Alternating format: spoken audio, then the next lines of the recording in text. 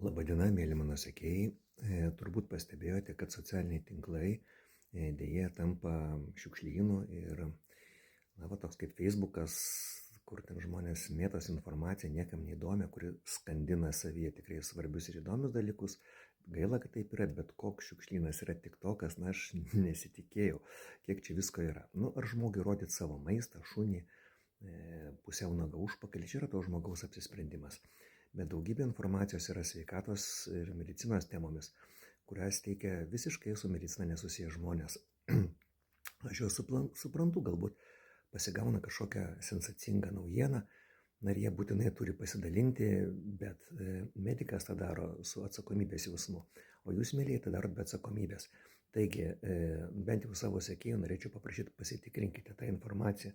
Galite manęs paklausti po šituo postu, apie ką jūs esat girdėję, nes dalis informacijos tiesiog yra, tiesiog yra tokia neutrali, kažkokia tokia mikrosensacijukė, bet dalis tikrai gali būti žalinga. Aš esu matęs žmonės, kurie, pavyzdžiui, labai užleido savo onkologinę ligą, bandydami kažkokią tai alternatyvų gydymą. Kad taip nenutiktų, tada jau mano sekėjų skaičius viršys galbūt 1002, aš pradėsiu gyvas laidas, kur bus galima paklausti tiesiogiai apie tam tikrus gydymo metodus, vaistus, mitybą, visus sveikatos klausimus. Aš nepretenduoju visažinius, tiesiog kiti medikai kažkodėl tai jie tokiu būdu visiškai nebendrauja su žmonėm, galbūt galėtų daryti, ypatingai jaunuoliai.